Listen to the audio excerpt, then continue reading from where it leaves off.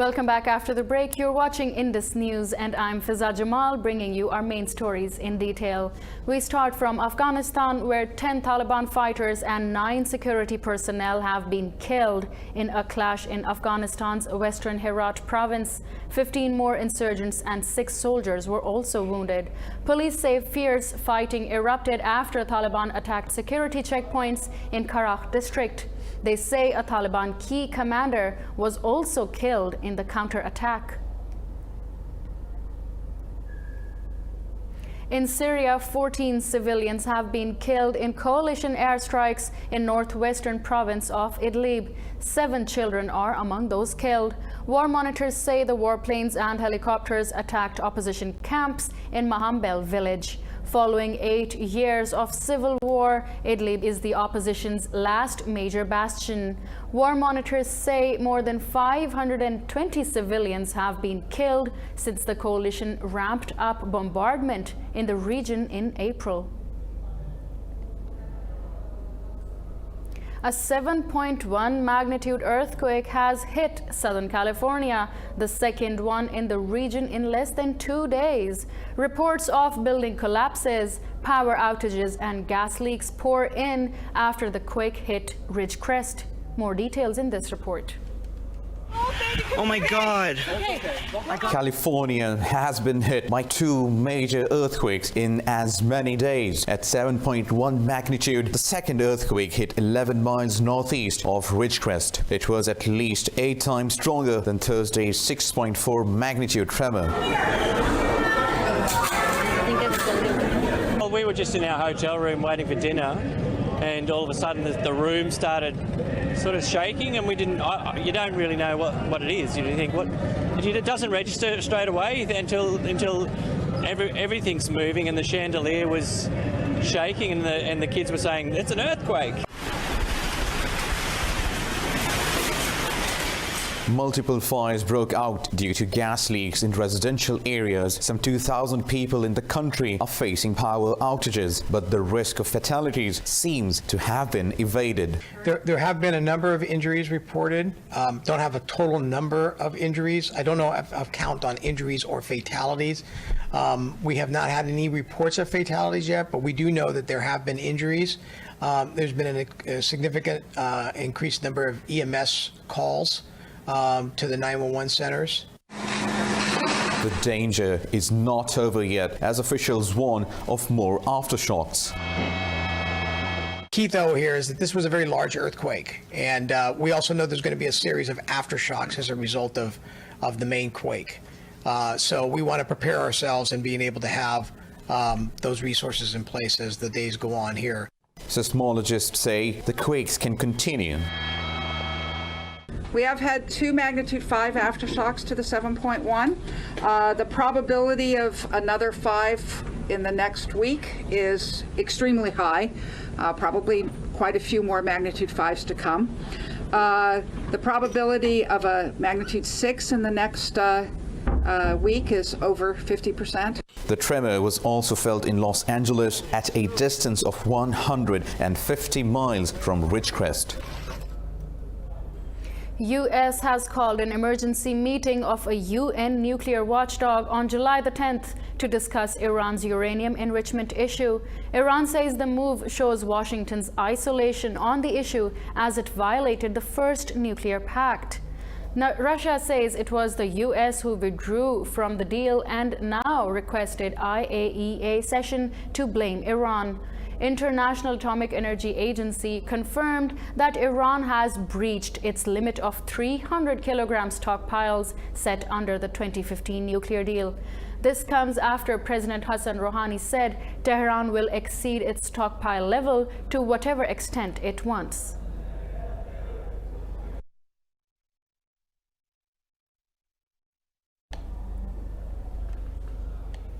Gibraltar has obtained a court order extending the detention of an Iranian supertanker by 14 days. It believes the tanker was breaking EU sanctions by taking oil to Syria. The latest development comes after Iran's Revolutionary Guards said it is now Tehran's duty to seize British oil vessels if it's the tanker it's not released. Commander Mohsen Rezai said Iran has never hesitated to respond to bullies. British forces detained the Iranian supertanker off Gibraltar. Tehran also summoned the British envoy to register protest over the tanker seizure.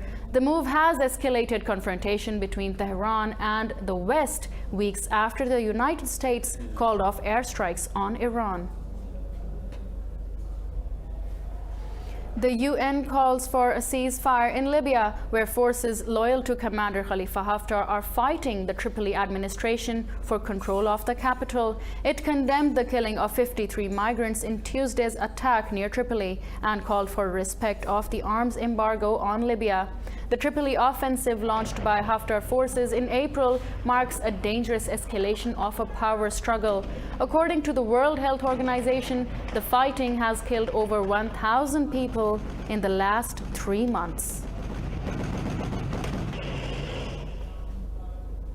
Turkey's President Recep Tayyip Erdogan has called on forces loyal to Commander Khalifa Haftar to stop their assault on Libya's capital of Tripoli.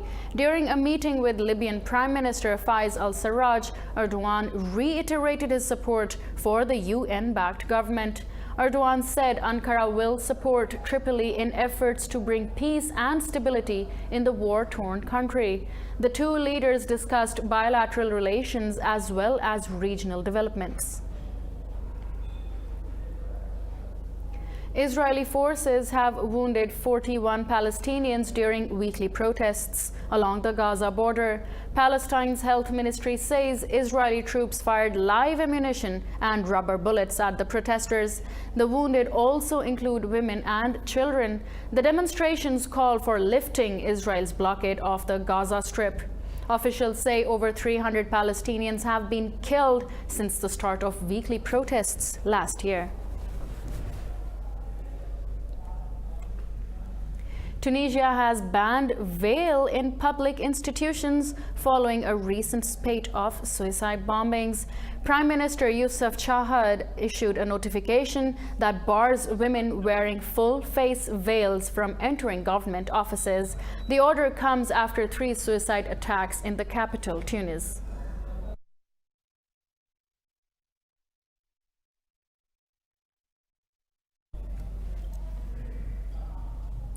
U.S. President Donald Trump says he is weighing an executive order to add a controversial citizenship question to the 2020 census. A Supreme Court ruling earlier blocked the Trump administration from adding the question to census questionnaires. The Justice Department says it will press its search for legal grounds to force the inclusion of the question. The question asks if respondent households have any non-citizens. Census data determines the distribution of federal funding and the number of congressional seats. Democrats fear districts with high numbers of immigrants will lose congressional representation if the question is invoked. Trump says the order is one option. He is considering to force the question. We're thinking about doing that. It's one of the ways. We have 4 or 5 ways we can do it. It's one of the ways, and we're thinking about doing it very seriously. We're doing well in the census. Greeks will be voting for 300 seats in the Hellenic Parliament tomorrow. It will be the first national election in Greece since the voting age was lowered to 17 in 2016. Opinion polls suggest main opposition party New Democracy will be forming the next government with an outright majority. In January 2015, Syriza party leader Alexis Tsipras became Prime Minister of Greece on a bid to overturn 5 years of harsh austerity. Opponents say Tsipras failed to fulfill his electoral promises. New Democracy leader Kyriakos Mitsotakis defeated Tsipras in the European elections in May. The United Nations has denounced Venezuelan police's use of excessive force during protests. UN High Commissioner for Human Rights Michelle Bachelet warns that rule of law has eroded in Venezuela. Details here. Venezuela is experiencing an unprecedented man-made humanitarian crisis. A report by the UN shows nearly 7,000 killings during security operations in Venezuela in the past year and a half alone. UN Rights Chief Michelle Bachelet says that many of the killings appear to be extrajudicial executions. Urging investigation, she called for dissolving Venezuela's Police Special Forces unit. Excessive and lethal force has repeatedly been used against protesters. My office has also documented excessive use of force in the context of security operations by the Special Action Forces, with multiple killings mainly of young men.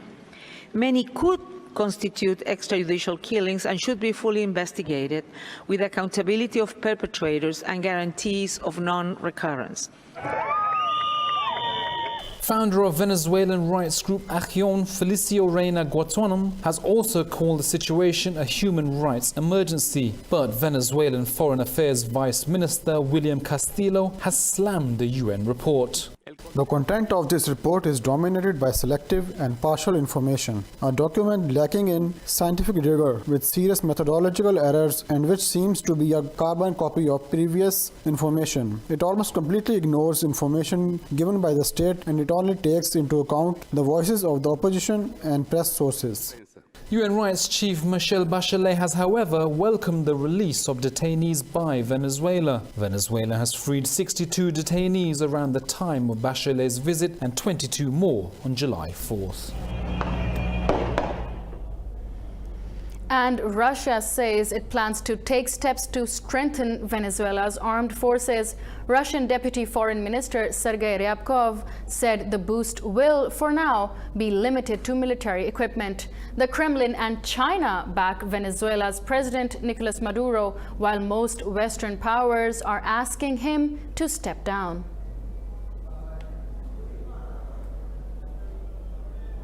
It's time for us to take a short break. Don't go anywhere because more stories are to follow.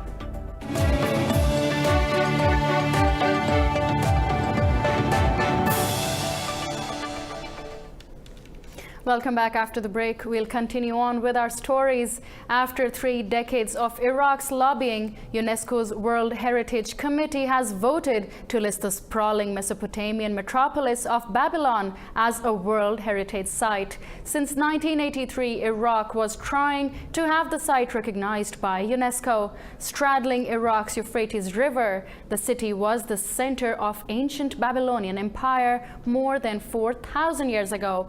Babylon developed as a walled city of mud brick temples and towers. It is renowned internationally for its hanging gardens, the Tower of Babel, and the Ishtar Gate.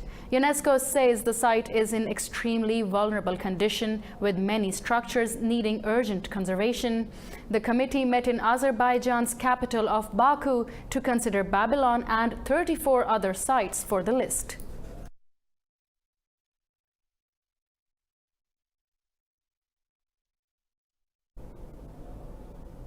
The world's first floating dairy farm has made a splash in the Netherlands' Rotterdam city. The offshore facility offers a unique and alternative agricultural solution. Details here. The 3-story circular farm structure is home to 32 cows. The animals are milked by robots and their manure is collected at the same time. In the history we call that poldering, so we created new land. And this is also creating new land, but then completely floating. So we're creating new landscapes on the water. The farm desalinates seawater and produces energy through solar panels. And we also want to reduce transportation, because now food is being transported all over the world with planes and ships and trucks. And that creates a lot of pollution, and it also creates food losses. The Netherlands is among the world's largest exporters of food by value, and the farm hopes to transfer traditional food production on land to rivers and the sea.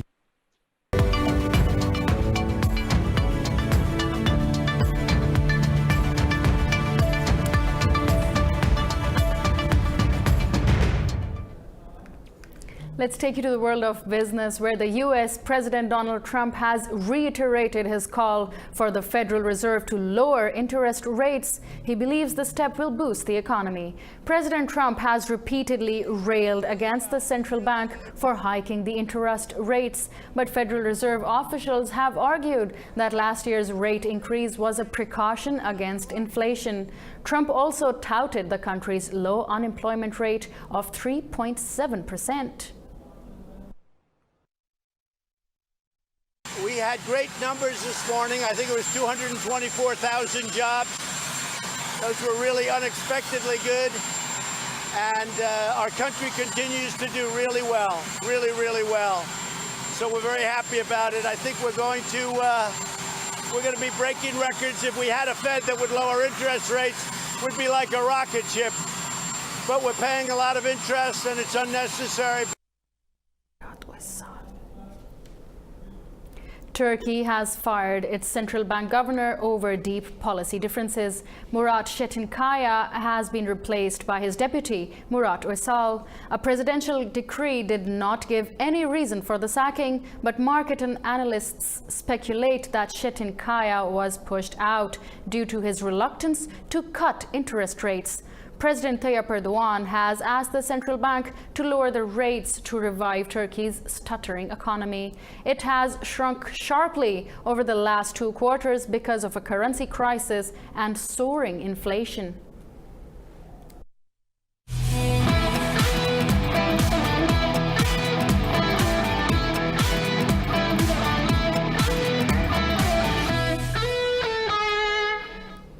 American athlete Noah Lyles has run the 4th fastest 200-meter race in history. Lyles crossed the finishing line in Lausanne in just 19.5 seconds. It is the quickest recorded time since Jamaica's Usain Bolt won gold at the London Olympics 2012.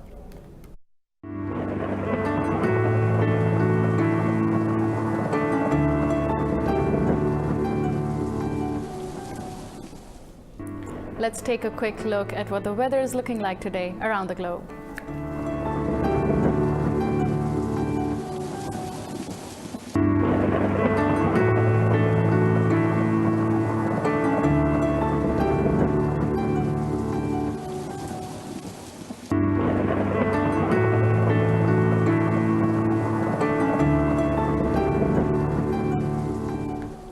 Well, these are all the main stories in detail we have for you this hour. You can follow up on all of our main stories. You'll find them online at indus.news.